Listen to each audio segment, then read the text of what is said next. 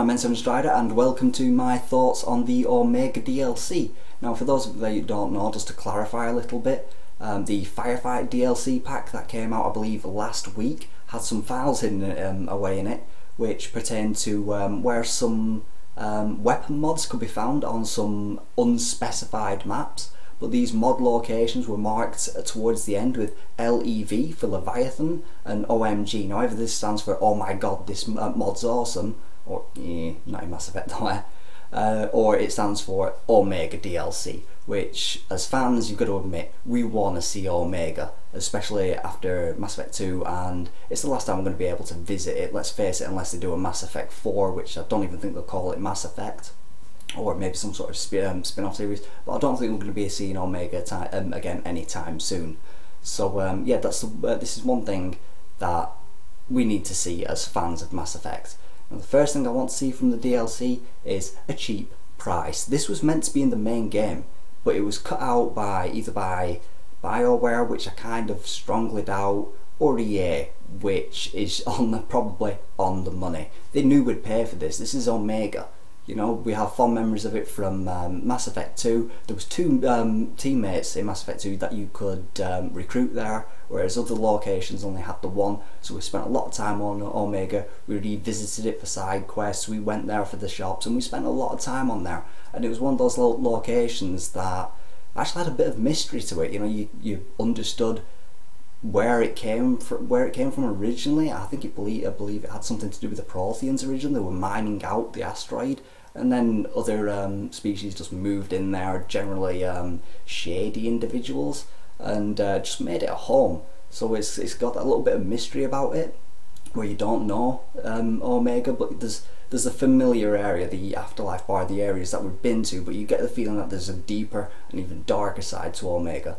So yeah, the second thing that I'd like to see from the DLC is Arya as a temporary teammate. We've got to have Arya. Arya is Omega, so she will definitely be appearing in the DLC. It goes without saying, but we definitely have to have her as a temporary teammate at the very least. Arya is just awesome. I mean, just bear with me one moment. That is how awesome Arya is. We've got to have her as a temporary teammate. Of course, she'd be acting, as you can see from looking, a biotic role within the team. So she'd just be awesome. I'd like to really see her in the DLC, because she's one of my favourite Asari in the game. Probably one of my favourite characters in the game. She's up there in the top 10 at the very least. I love Arya to bits. She's really awesome. So she's got to be a temporary teammate in the DLC. The third thing that I'd like to see in the DLC is Anto. You can't have Arya without Anto. Anto is her right-hand man. There's a strange relationship between them. I don't think it's exactly romantic, but Anto definitely likes Arya. He respects her at the very least. And some banter between them during the course of the DLC will be awesome, with Anto just putting him down and really going to town on him at time. And he's just responding with like, "Yes, Arya, I'll get on that right away, Arya. I'm sorry, Arya." That sort of thing. I don't know if Anto is voiced by a different different voice actor than for the rest of the Batarians.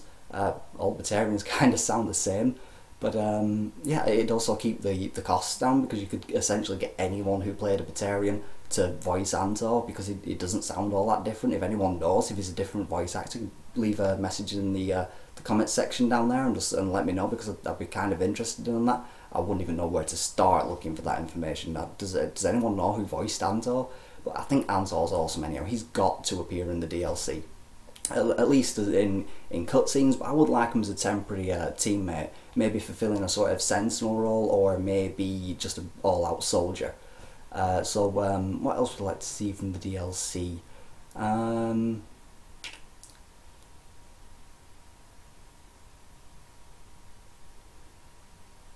Another thing I'd like to see from the DLC is more of Omega. I mean, we explored Afterlife and the areas around it, and some of the market stalls. Particularly my favourite is the cigar smoking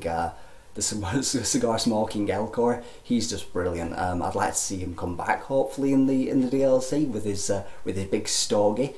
He'd be awesome. Yeah, I really like that guy.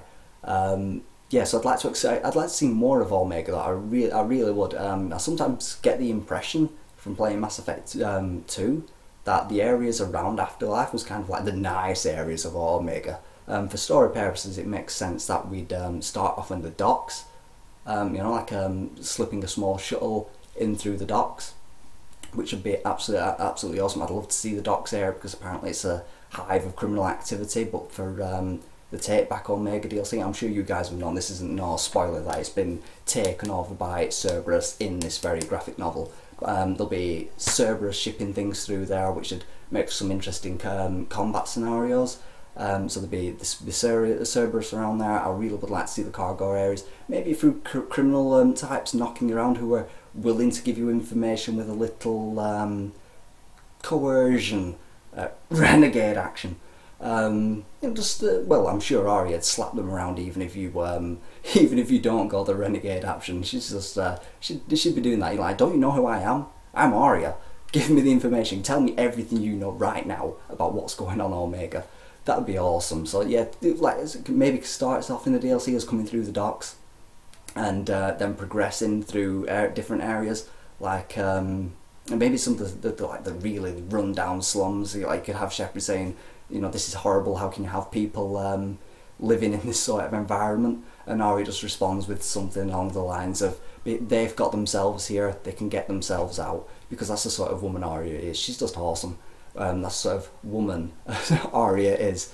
Does anyone know it? Are they really classed as female or male? They're not, are they? I don't think, from my knowledge of Mass Effect, I don't think they're even thought of us as female or male. They generally get referred to as she just because of their appearance.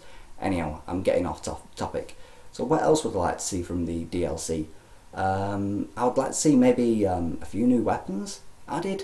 I mean, there are a lot of weapons in Mass Effect 3, but I only really used a small handful of them. I think I maybe used the Vindicator and the Avenger the most, just because they were like the workhorse guns. You had the Avenger, which was fully automatic, the Vindicator, which was semi-automatic. I love that gun. So maybe just a little more variety in the guns would be nice.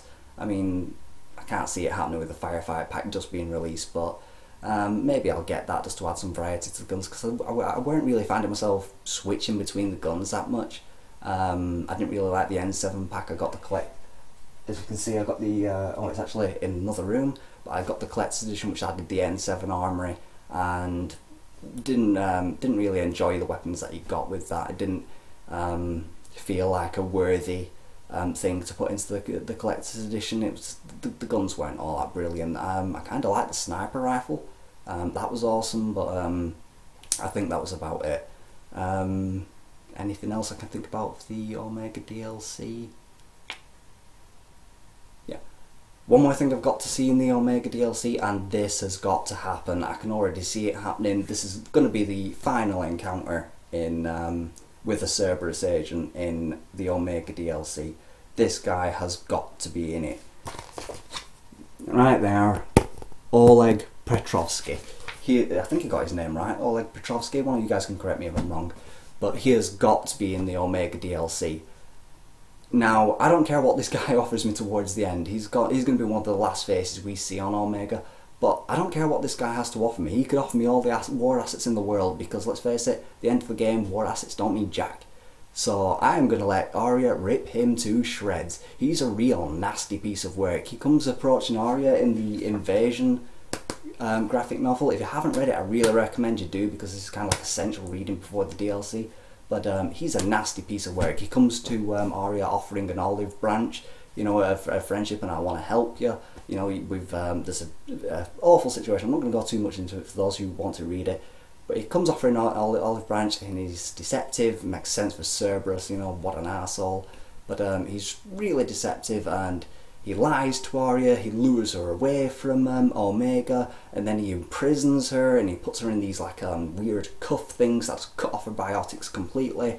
And for the first time I think we've ever seen Arya, we've actually seen Arya kind of helpless. No, the Mass Effect, and if I can just find it, that we're not seeing Arya weak and defenceless there, because in my opinion, Mass Effect Deception, this novel, does not exist.